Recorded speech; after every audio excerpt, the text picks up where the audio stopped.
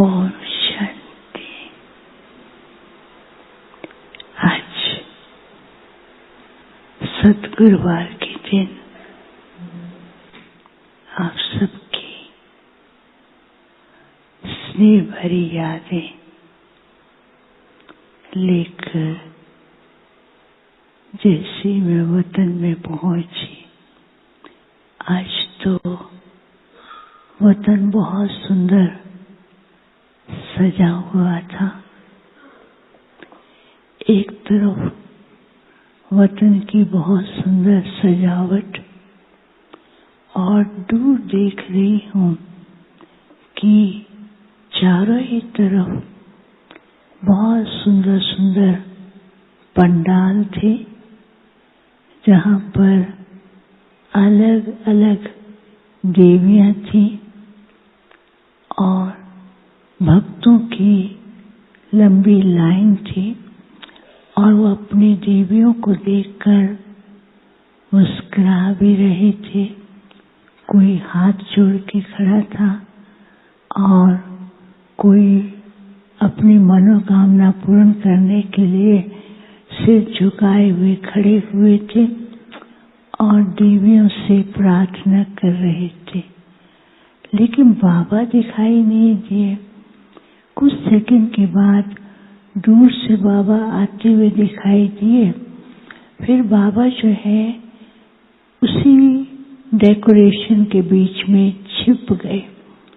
तो मैं भी ढूंढ रही थी कि बाबा क्यों छिप गए हैं। फिर बाबा ऐसे मुस्कुराते हुए बाहर आए। बाबा ने कहा, आज बाबा अपने बच्चों के स्वरूपों को देखकर कितना खुश हो रहे हैं। बच्चे बाप की प्रत्यक्षता कर रहे हैं और बच्चों का संपन्न स्वरूप दुनिया के लोगों के लिए कुछ प्राप्ति कराने वाला है। बाप तो यही चाहते हैं कि मेरे बच्चे विश्व की हर आत्मा को अनुभव कराएं।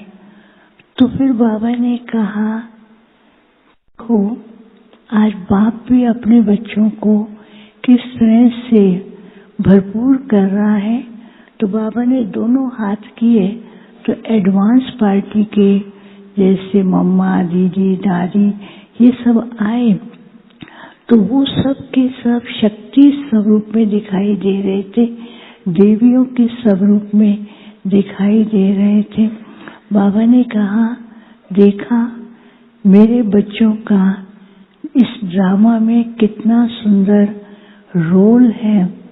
एक तो बाप से मिलन, बाप के द्वारा प्राप्ति और विश्व की आत्माओं को वरदान देना। तीसरा पूजनीय इष्ट हैं। तो बाबा ने कहा, बाप को भी बच्चों पर खूब नाज है। तो वो सब के सब जितनी देवियां थी तो उनके ऊपर गोल्डन पुष्पों की वर्षा होने लगी। तो बाबा ने कहा, देखो इन दिनों में न केवल संगम युग की देवियां परंतु भविष्य स्वरूप के देवी देवताएं भी अपनी खुशी प्रकट करने के लिए संगम के अंदर आकर के अपना स्वरूप दिखाते हैं। तो ऊपर से देख रहे बहुत से देवी देवताएं खड़े हैं, नीचे देख रही हूँ कि चारों तरफ ये देवियां हैं और देवी देवताएं ऐसे उनके ऊपर गोल्डन पुष्पों की वर्षा कर रहे हैं। तो बाबा ने कहा कि ये कितना सुंदर मिलन है। बाप भविष्य और वर्तमान की प्रत्यक्षता, ये तीनों ही रूपों में किस तरह से विश्व की आत्माओं की प्राप्ति होती है। फिर बाबा ने क्या किया, सब बच्चों को इमर्ज किया और बाबा ने सब बच्चों को, जो वो खास देवियां थी एडवांस पार्टी, वो तो अपने अपने स्वरूप में टिके हुए थे, सब बच्चों को इमर्ज किया और सब बच्चों का देवियों के रूप में स्वरूप बन गया। तो बाबा ने सबको कहा कि बच्चियां तखतधारी आसनधारी बनो। तो जैसे आसनधारी कहा, सब वो देवियां अपने आसन पर बैठने लगे, लेकिन किसी का आसन थोड़ा हिल रहा था, किसी के आसन का एक पांव ढीला था और किसी के आसन का एक पांव ऊंचा था। तो बाबा मुस्कुरा रहे थे। तो बाबा ने कहा, देखो इस संगम के अंदर बाप ने बच्चों को, हर एक बच्चे को आसनधारी बनाया है, लेकिन कुछ बच्चों का आसन जो है उनके पुरुषार्थ और निश्चय के अंदर ढीलापन होने के कारण आसन की एक पांव जो है वो शेक करता है। फिर दूसरा बाबा ने कहा कि कुछ बच्चे ऐसे हैं जो अपने वास्तविक स्वरूप को भूल करके बाहरी बातों में आकर के वो अपने आप को अहम भाव के अंदर लाते हैं, तो उनका आसन ऊपर की ओर उठता है, एक तरफ उठा एक तरफ नीचे, तो ऐसे दिखाई दे रहा था। तो बाबा ने कहा, बाप चाहते हैं कि संगम के अंदर बच्चों का आसन ऐसा हो जिसमें लिखा हुआ था, एक पांव पे लिखा हुआ था सर्व शक्ति संपन्न, दूसरे पे लिखा हुआ था कल्याणकारी, तीसरे पे लिखा हुआ था वरदानी और चौथे पे लिखा हुआ था सर्व श्रृंगारी और उसमें लिखा हुआ था सर्व श्रृंगारी ज्वाला स्वरूप मुखी, ऐसे लिखा हुआ था। और बीच के आसन पर लिखा हुआ था बाप समान संपन्न। तो ऐसे जैसे उस पर बैठते थे तो सब के सब एकदम देवी के रूप में प्रत्यक्ष होने लगे।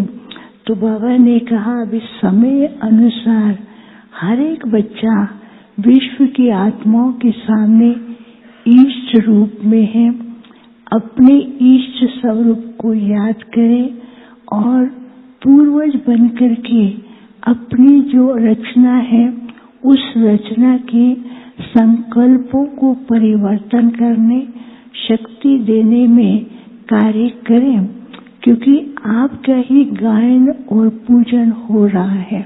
फिर बाबा ने क्या किया, सबको देवी रूप में, शक्तियों के रूप में सजे हुए थे, तो सबको बाबा ने ऐसे दृष्टि देते हुए सबको ऊपर गोल्डन पुष्पों की वर्षा हो रही थी।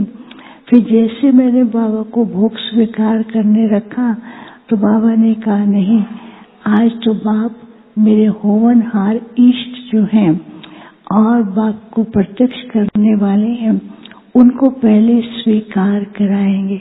तो बाबा ने अपने हाथ से सबको भोग स्वीकार कराया और स्वीकार कराने के बाद फिर बाबा को मैंने स्वीकार कराया। तो बाबा ने कहा, बाप चाहते हैं समय है शक्ति संपन्न बनने का और समय है अपने आप को सर्व शक्तियां और बाप द्वारा प्राप्त हुए वरदानों से भरपूर करने का और उसी का ही रूप, अपना श्रृंगारा हुआ रूप बाप की प्रत्यक्षता और विश्व की आत्माओं की मनोकामनाएं पूर्ण करेगा। तो बाबा ने कहा, बच्चे बहुत लोगों की सेवा कर तो रहे हैं, लेकिन उनको ये महसूस हो कि हमारे को शक्ति देने वाला कौन है, वो एक ही बाबा है, बाप है, वो हमारा भी है और सबका भी है।